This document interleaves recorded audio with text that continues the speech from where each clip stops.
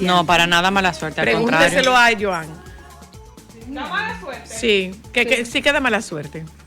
No, eso no da mala suerte. ¿Qué cosa da mala suerte, doctora Luna? Si se te pierde un ámbar, no. No. Al contrario. Eso es Mira, protección. déjame decirle una cosa, doctora. ¿El ámbar es protección? No. Sí. El ámbar absorbe energía. Si un ámbar se desintegra o se pierde, es porque absorbió la energía suficiente. Negativa.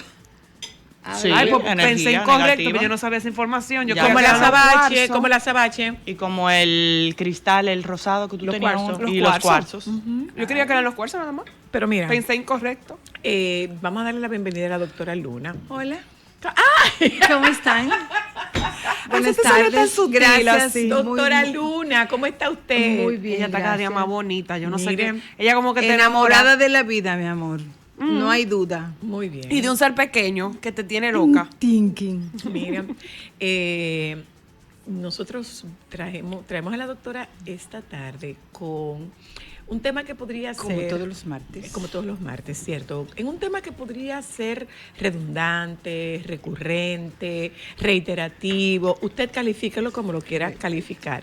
Pero por más redundante, recurrente y reiterativo que sea, parecería que no estamos lo suficientemente educados y sensibilizados con el tema del abuso infantil. Así es. Entonces, abril es el mes de la prevención del abuso En infantil República Dominicana. en República Dominicana. Qué bueno, que hagamos, Sí.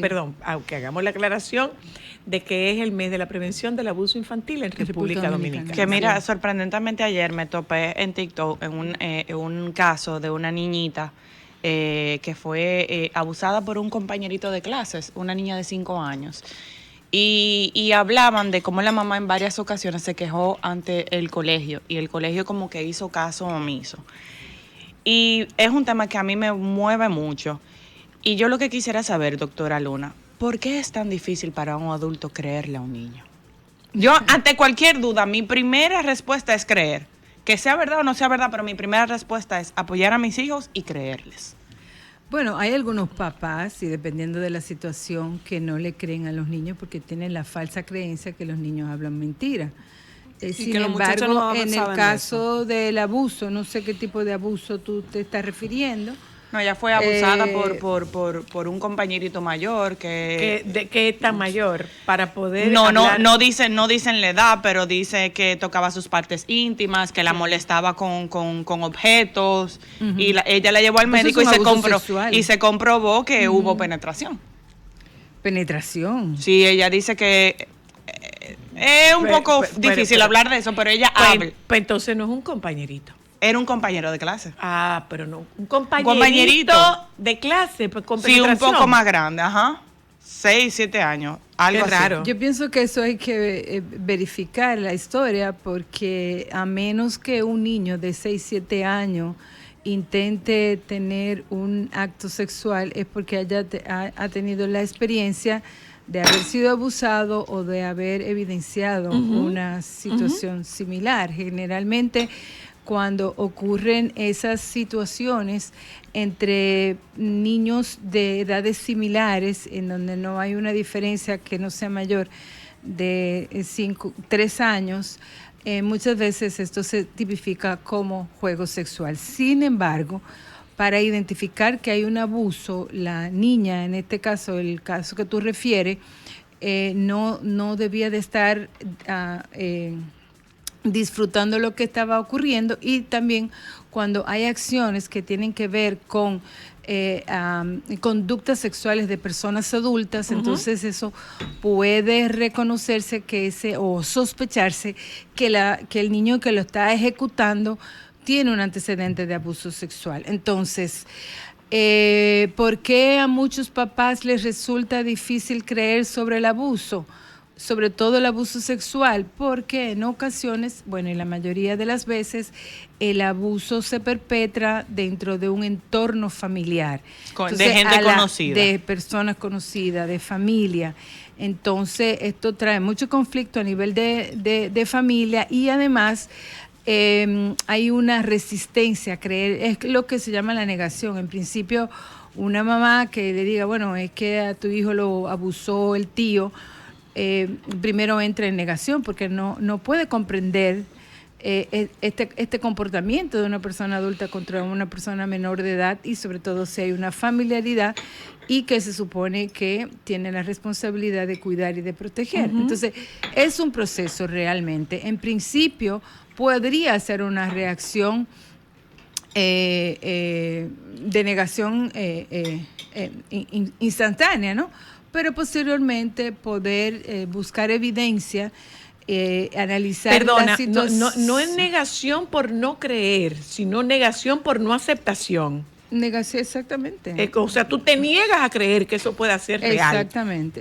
No es que yo no creo lo que tú me estás diciendo, es que yo me niego a creer que esto pueda ser real. Exactamente, y posteriormente se puede poner en evidencia con el detalle de lo ocurrido, y entonces ahí comienza ese proceso de poder creer, pero no es que necesariamente ni en principios no se le cree a los niños, no se cree la historia porque es tan impactante.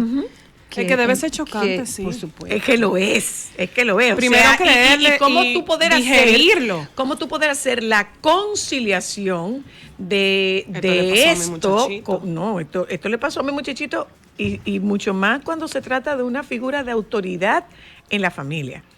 Cuando Claro. esto puede ocurrir. Pero cuando ocurre con entre iguales, habría que ver. Yo pienso que también habría que conocer un poquito más los detalles de la historia, pero sí que en las escuelas, en los preescolares, sobre todo en los colegios de niños pequeños, tiene que haber muy claro un manual de cómo actuar, un protocolo y un procedimiento de cómo actuar ante esas situaciones, porque yo te puedo poner la experiencia que yo tuve con uno de mis hijos, que estaba teniendo juegos sexuales en la escuela, y entonces a mi hijo de pronto lo acusan de casi de haber sido un violador. de violador. Sin embargo, era ¿Con un qué juego. Tenía 5 o 6 O años. sea, un violador y con era 5 una años. era con una niña de su misma edad. ¿Qué él hizo? Que se metió debajo de la mesa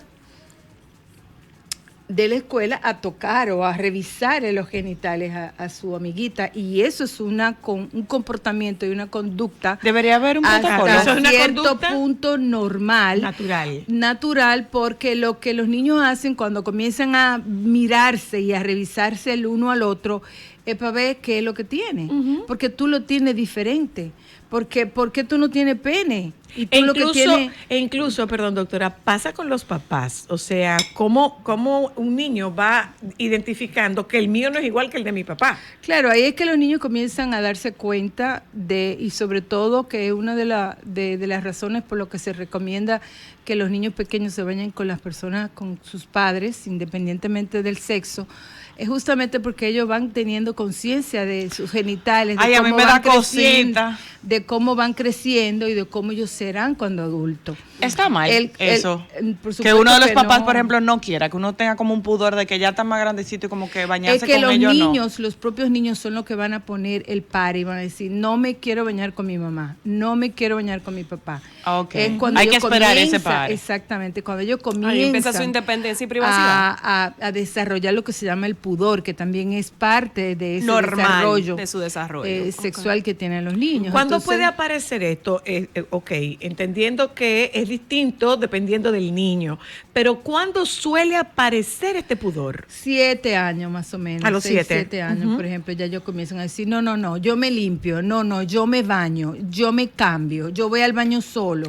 No me quiero bañar contigo. ¿Comienza por el cuerpo o puede comenzar? Porque, por ejemplo, Mateo tiene 6 años y ya te dice, no, yo me cepillo. Exacto. Entonces, No, podría claro. empezar por otra parte de su cuerpo. No, porque el pudor tiene que estar relacionado básicamente con las partes íntimas, más lo que tú planteas en ese comportamiento de Mateo Es un tema de independencia. De De independencia. Yo lo autosuficiencia. puedo hacer solo. Ok. Yo Le debemos necesito pedir hacer- permiso Espera. para tocarlos.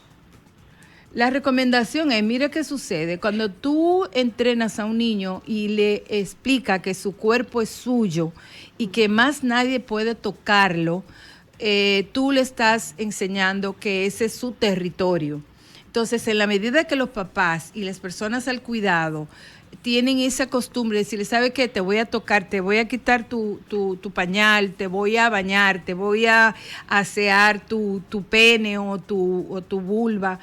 Tú le estás primero poniendo nombre a sus partes íntimas y a la vez le estás pidiendo autorización para que tú puedas tocar esa parte que le hemos ido enseñando o que debemos de ir enseñando a que es una parte que requiere un cuidado particular y especial y que no todo el mundo lo toca.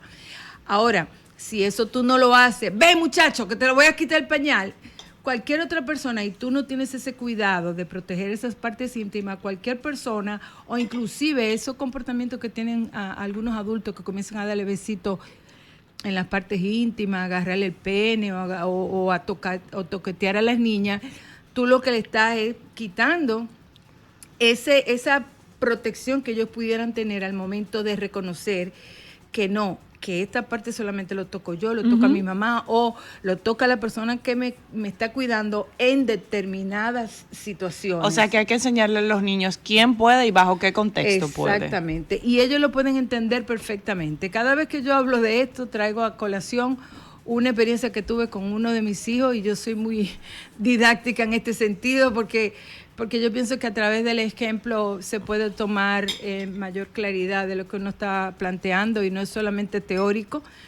Yo recuerdo que uno de mis hijos, recién llegábamos de México, en México se hace mucho eso, educación sexual en las escuelas, y le enseñan a los niños el cuerpo es tuyo, tu parte íntima, tu pene, tu vulva, quién lo toca, quién no lo toca, por qué es importante tenerlo cubierto, en caso de que te vayas a tocar, lo importante es que tengas tus manos limpias y no debe de ser un acto en público, o sea, todas esas cosas que de pronto uno puede decir, ay, pero cuántas cosas, no, es que eso es necesario irlo educando y enseñando.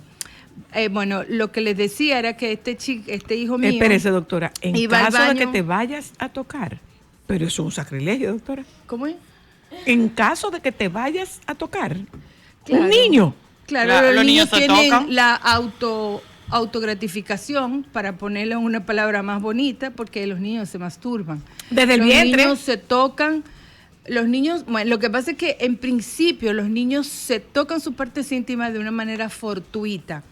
Por ejemplo, cuando tú tienes un bebé de 7 meses que ellos comienzan, tú le quitas el pañal y ellos se tocan, por ejemplo, a un varón el pene y siente como que ahí le da Cosquillita. una cosita, un coquillito, o la niña también se toca su vulva.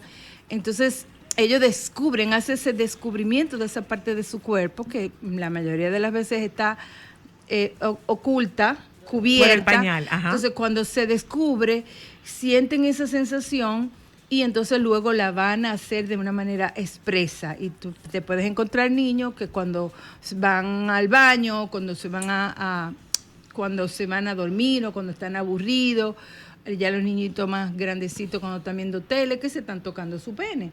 Eso es una manera de autogratificación. Pero no y es un toque erótico. No, por supuesto que no. Es importante que establezcamos la diferencia, no es un toque erótico. Es una conducta sexual natural.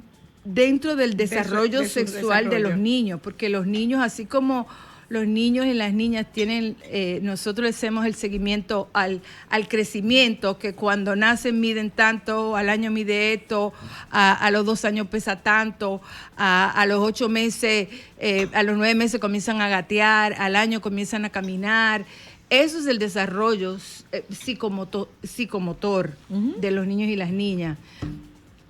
Y también hay un desarrollo sexual, porque en la medida que los niños y las niñas van creciendo, esos comportamientos y esas conductas sexuales van apareciendo, así como va apareciendo el caminar, el gatear, los dientes. Exactamente. La parte sexual, la sexualidad es una parte intrínseca del ser humano, que por eso que muchas veces se desconoce y se mira como si fuera algo fuera de lo humano, y no es así. Entonces los niños tienen desarrollo. Volviendo al ejemplo, les decía que una vez uno de mis hijos, nosotros fuimos a visitar a una prima y él fue al baño. Mi prima, como lo vio tan pequeño, lo acompaña al baño intentando ayudarlo para hacer pipí. Entonces, cuando él termina de hacer pipí, primero él se queda mirándolo así y le dice como, ¿qué tú haces ¿Qué tú haces aquí? aquí? Entonces, cuando él termina de hacer pipí, ella intenta sacudir su pene para esa cosa que uno tiene de que para que la gotica no se quede en el calzoncillo, y él le dice, no, tía, no me toque, solamente mi mamá y mi papá me puede tocar mi pene. Mi hijo tenía 5 años, yo creo, o 6 años. Y mi prima salió con los ojos cuadrados y que, ¡ah! Lo que este niño me dijo. No, pues sí. Entonces, cuando tú enseñas a los niños a conocer su cuerpo, a respetar su cuerpo y a establecer límites, es mucho más fácil que ellos lo puedan establecer con otras personas. Cuando una persona lo toca, que ellos se sienten incómodos, decirle, no, eso no me gustó, o inclusive, si una persona lo hace, que lo puedan contar. Que lo pueda contar. Y sobre todo eso es importante hablarlo a los niños, de decirles, ¿sabe qué? Si esto te sucede, tú puedes decirme, no tienes que decirme. A mí me gusta mucho que el personal, por ejemplo, el pediatra de mis hijos, el doctor Cabruja, cuando los va a chequear, él le dice, mira, esta es tu parte privada, solamente papá y mamá te pueden tocar. Yo te voy a tocar porque soy médico y solamente lo puedo hacer si papá y mamá están aquí. Y él te dice, ven, acércate.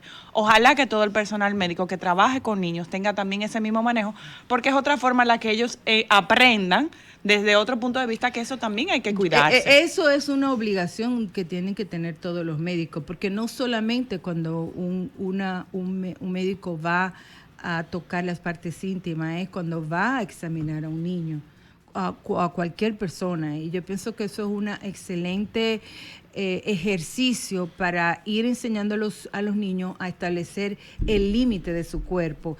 Y toda persona que tenga acceso a los niños tiene que tener esa norma y ese comportamiento. Y como papás no ofendernos si el niño te dice no me toques. No, por supuesto que no. Ahora, obviamente, nosotros tenemos que establecer, dentro de estos límites también tenemos que establecer comportamiento, porque si tú tienes un niño que está sucio y tienes que bañarlo y el niño te dice no me toque, entonces en ese sentido, tú sabes, hay que saber negociar.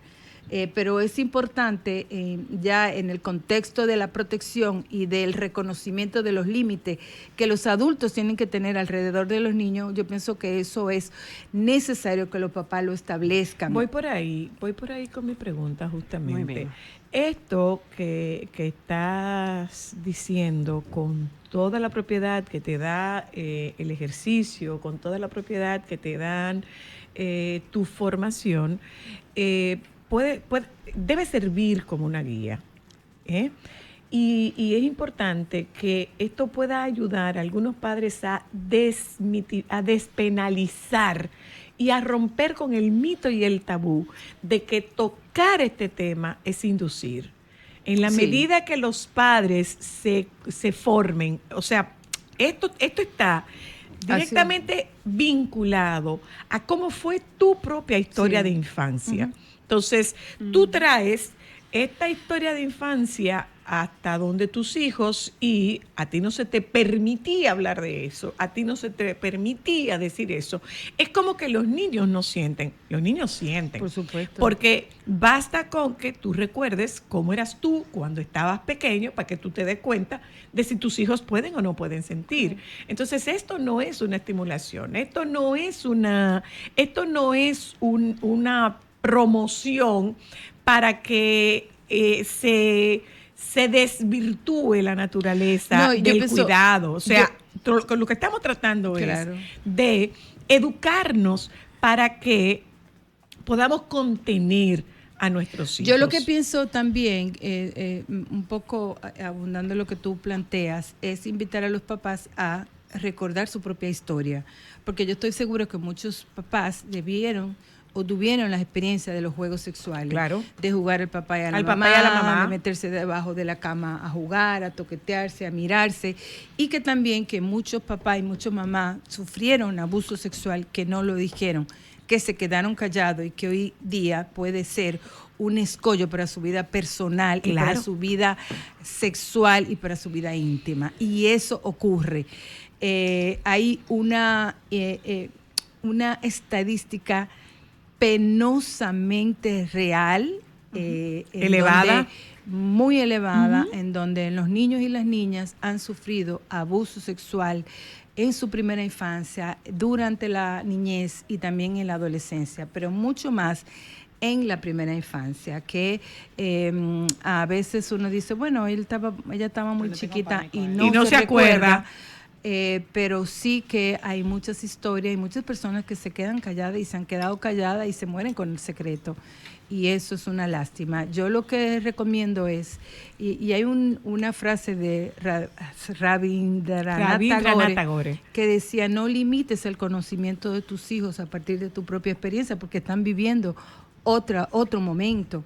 Entonces, en la época en que nosotros no crecimos y algunos papás era muy restrictivo hablar sobre el tema, y hoy día lo que nosotros estamos hablando es una apertura a hablar sobre sexualidad y además a mostrar la sexualidad en su diversidad, y seguimos entonces callados y seguimos trayendo mitos y trayendo tabúes del pasado. Una pregunta, doctora Luna. Ámbar, es un tema, es una forma preventiva. O sea, esta educación lo que busca es, primero, prevenir, y segundo, apertura de forma tal que si llegara a ocurrir, que tu hijo pueda comunicártelo, que tu hijo o tu hija pueda comunicártelo, que le creas, pero además de que le creas, que lo acompañes. Ay, sí. Hay una historia. Mira, yo hice un curso muy interesante con esos conocimientos que comparte el doctor Gabor Mate, que habla mucho sobre el trauma, y una de las cosas que él plantea y es que el trauma no necesariamente se genera por el acontecimiento. Ya la desconexión ha ocurrido antes, porque cuando un niño es víctima de un abuso sexual es porque el niño tiene una tipología, es víctima de abandono, es víctima de no seguimiento de sus familiares, inclusive el propio hecho de que una víctima de abuso sexual no lo comente y no lo diga a un papá o a una mamá, ya de hecho, de por sí ya había un antecedente de desvinculación y de trauma. Entonces, yo creo que ¿para qué lo voy a decir? ¿Para qué lo voy a decir si no me lo van a creer? ¿Para qué lo voy a decir si no van a hacer nada? Exactamente. Entonces, o culpabilizar al niño. Eso es lo que... yo pienso que esto es un momento histórico en donde yo les invito a los papás a abrirse a la información, pero que sea una información basada en evidencia. Yo digo, y no lo digo yo, lo dicen muchas personas, que esta es la época donde mayor conocimiento se tiene sobre lo que los niños necesitan y sobre lo que afecta a los niños o no. El punto es que ahora mismo nosotros estamos polarizados y hay una serie de ideologías que nos están trastornando de una manera muy preocupante, y entonces eso nos está quitando la mirada de la realidad de lo que está ocurriendo con los niños y las niñas, y entramos en esa vorágine de información y de desinformación y nos quedamos como en el limbo y no sabemos cómo actuar. Sin embargo, yo entiendo que este es un momento en donde los papás tienen que buscar evidencia científica, buscar información científica que les dé herramienta para criar a los hijos. Nosotros estamos criando los futuros ciudadanos del mundo, y entonces es necesario hacerlo con conciencia, con criterio y sobre todo fundamentado en lo que los niños y las niñas necesitan. Mira, antes de despedirte, Josefina, los niños crecen. Como decía Nancy Álvarez, los niños tienen la odiosa costumbre de comer 3 veces al día. Y yo le añado que los niños tienen la odiosa costumbre de crecer y no piden permiso para ello. ¿Qué pasa? Que muchos padres, mamás sobre todo, suele pasar con mamá, porque con el varón el comportamiento de papá es distinto. Papá aspira a que ese niño se haga grande cuanto antes y que la niña se quede chiquita para siempre. Pero en el caso de mamá, mamá tiene una tendencia al cuidado, a la sobreprotección y por ejemplo, a supervisarle el baño, a revisarle sus genitales.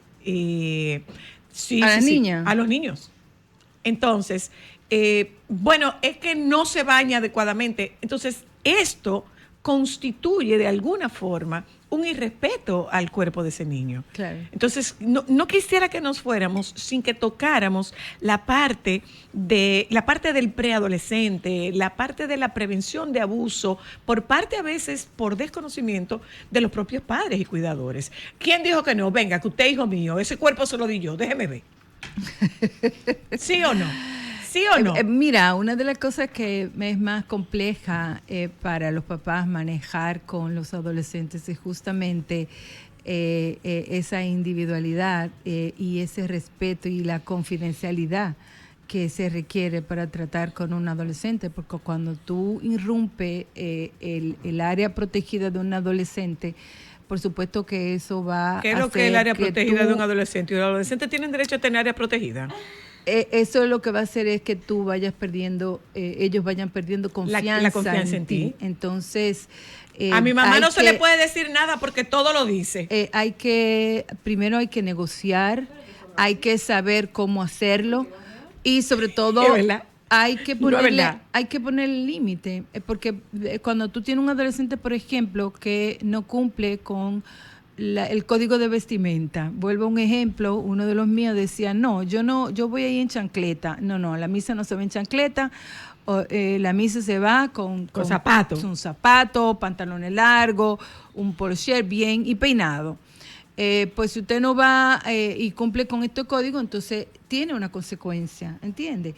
Claro, tú vas a decir, uno dice, bueno, pero que hay que tener libertad, los adolescentes necesitan libertad, pero hay límites. Con orden. Y es necesario que los papás establezcan estos límites, y los límites también deben de ser flexibles, no una imposición, pero sí llegar a negociaciones, porque ¿qué pasa? La propia adolescencia es una etapa que va desde la niñez hasta la adultez, y en ese proceso el ser humano tiene que aprender una serie de normas. Y de normas, y también desarrollar una serie de habilidades que es que lo van a hacer una persona funcional o no, exitoso o no en la vida adulta.